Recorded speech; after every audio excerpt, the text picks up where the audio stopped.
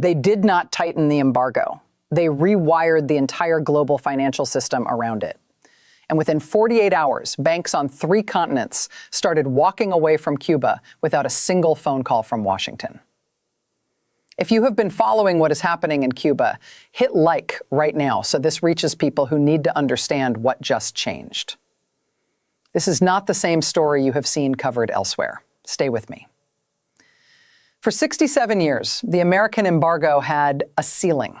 It could tell American banks and American companies to stay away. It could not tell the world. So the world kept doing business. European banks held Cuban accounts. Canadian firms invested in tourism and mining. Chinese companies built telecommunications infrastructure. Asian lenders processed transactions. The embargo was a wall around Cuba.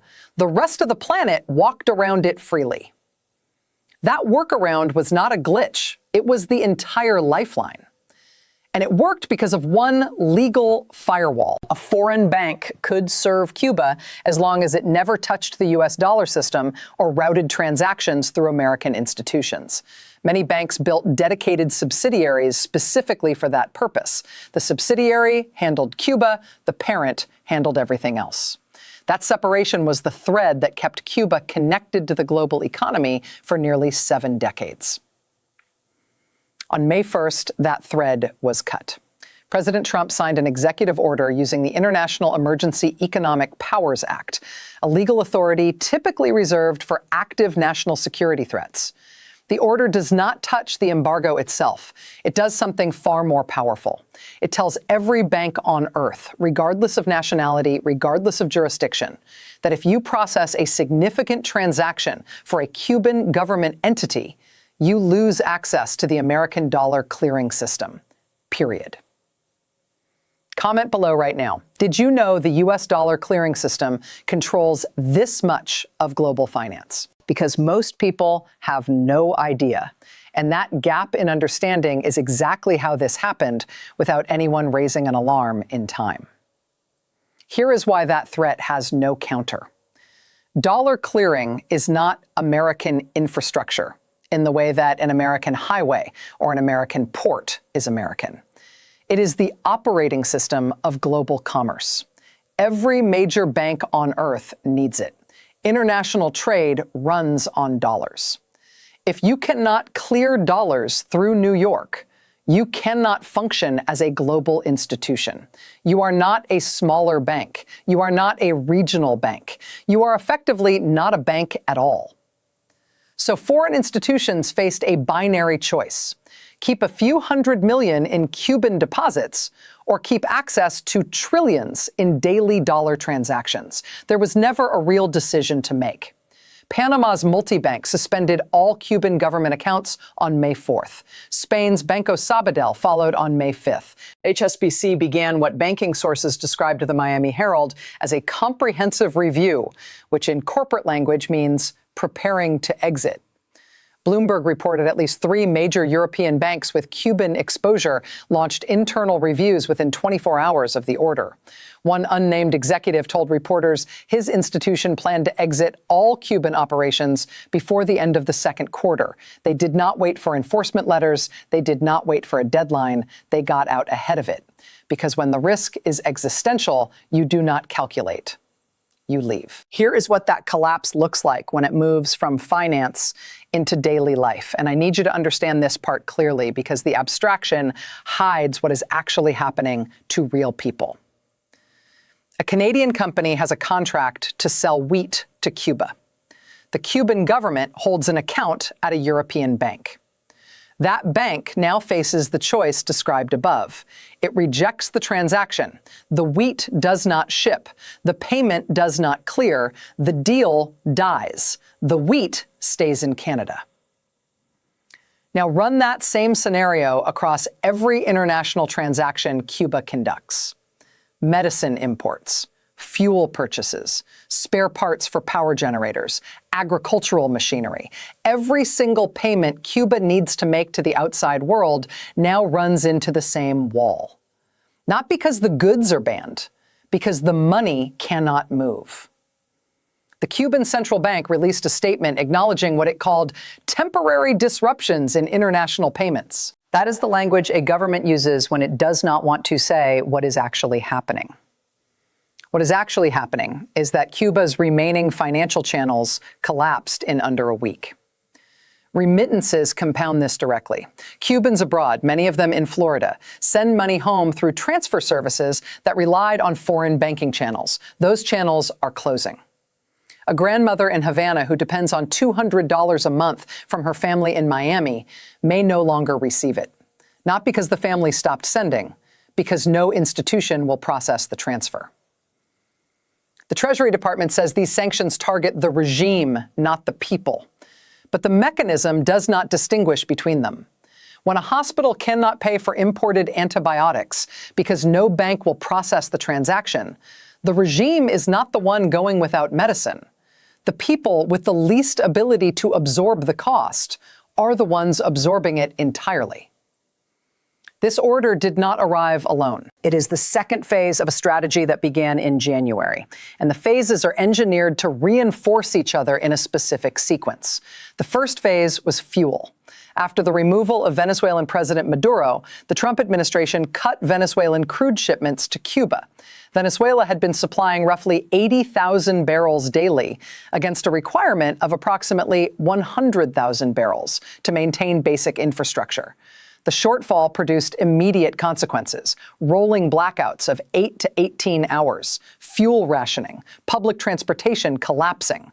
The Treasury Department later issued guidance that private companies could sell Venezuelan oil to Cuba for commercial and humanitarian purposes. It sounded like relief. It was not. Commercial sales require payment. Payment requires banking, the same banking infrastructure that just went dark. The humanitarian exception requires a financial system to function. The financial system no longer functions. The exception cancels itself. Richard Penner, formerly with the Treasury Department's Office of Foreign Assets Control, told The Guardian, "The firewall is gone. Geography does not matter anymore. If you bank Cuba, you lose access to America." The New York Times called this the first effective blockade of Cuba since the Cuban Missile Crisis. Kennedy's naval blockade stopped Soviet ships. This one stops everyone's payments. Those two sentences together tell you everything about the scale of what just happened. The international reaction confirms the power structure more clearly than any policy document could. The European Union called the order extraterritorial and inconsistent with international law. It did not threaten countermeasures. It did not pledge support to affected European companies. It issued a statement of concern. European banks heard that statement and kept closing accounts. Canada's Prime Minister announced a review of options to protect Canadian firms. Protecting them would require countermeasures against American financial interests in Canada. That step was not taken. China called the measure unilateral coercion and urged respect for Cuban sovereignty. It did not announce alternative clearing channels. It did not offer yuan-denominated payment infrastructure for Cuban transactions. It defended a principle without committing a single dollar. Russia said nothing. That silence from a country that has publicly declared solidarity with Cuba is the most revealing response of all. Moscow cannot offer Cuba a functioning alternative. Russia's own banks operate under Western sanctions. The country that promised to stand with Cuba cannot deliver a working wire transfer. William Leo Grande, a Cuba policy expert at American University, told the Miami Herald, "This is the most comprehensive sanctions regime against Cuba in the post-Cold War era." And every government that could have offered an alternative chose, in the end, not to. Now, I want to be direct about what I know and what I do not, because this story has reached a point where false confidence would be irresponsible. What I am certain of is the mechanism. Trump found the one instrument the embargo never deployed. The embargo said America would not do business with Cuba. This order says the world will not do business with Cuba. Those are not the same level of isolation. The first was survivable because the world is larger than America. The second may not be survivable because the dollar clearing system is not a national asset. It is the infrastructure of global commerce itself. Control the infrastructure, and you determine who participates in the economy. What I am also certain of is the deliberate sequencing. Fuel first, then banking. The fuel cut created the crisis. The banking sanctions ensure the crisis cannot be resolved through commercial channels without explicit permission from Washington. Each layer makes the previous one permanent. What I am less certain of is the end game. The administration says it wants democratic transition. But every historical precedent for financial isolation at this severity points away from democracy and toward chaos. North Korea has been excluded from the global financial system for decades. It did not democratize. It became a prison state with nuclear weapons. Iran was cut from dollar clearing in 2018. Its government did not fall.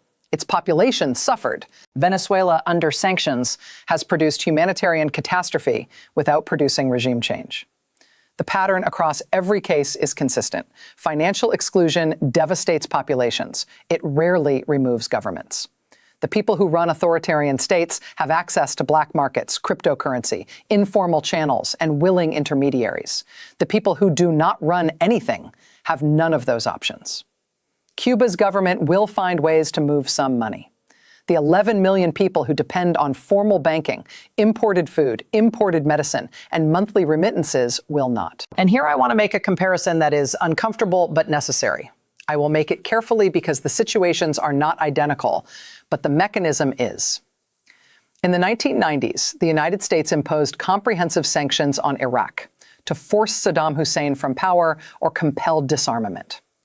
What the sanctions produced instead was the destruction of Iraq's healthcare system, the collapse of food distribution networks, and what UNICEF estimated was the excess death of 500,000 children under 5. Saddam remained in power for another decade. A military invasion removed him, not the sanctions. I am not saying Cuba is Iraq. The scale differs, the geography differs, the geopolitical context differs entirely. But the mechanism, cutting an entire population off from the global economy to compel political change in its government, is identical. And the question that haunted Iraq's sanctions throughout that decade is the same question that now applies here. At what point does the human cost of the population exceed any plausible political benefit from the policy? Nobody in the current administration is answering that question. Nobody in Congress is publicly asking it. And the people who will answer it, through their survival or their suffering, were not in the room when the decision was made. There is something qualitatively different about banking sanctions, and I want to name it precisely before we close. Trade sanctions restrict what a country can buy. Oil sanctions restrict what a country can power itself with. Both are severe. Banking sanctions are something else entirely. Banking is not a commodity. It is the mechanism through which all commodities move. When you cut banking, you do not restrict commerce. You end participation in the modern economy.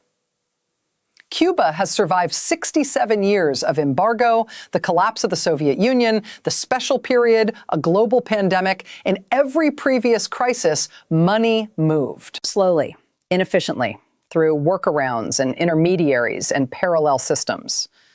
But it moved. That movement was the connection between this island and the world outside it. That connection no longer exists.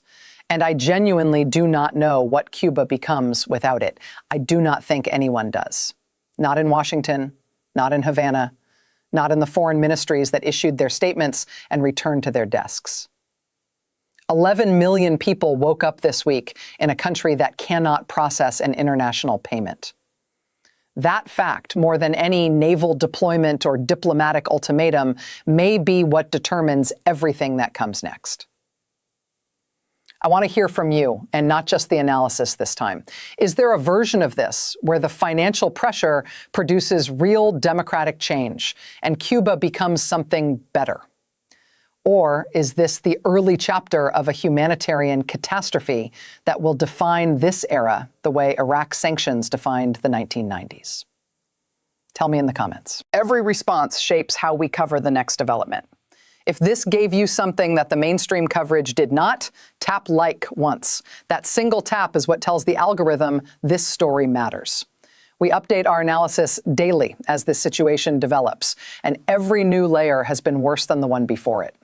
We are approaching something that feels like a turning point. I do not know what kind, but I will be here every day until it becomes clear. If you want to be here too, subscribe now so you do not miss what comes next.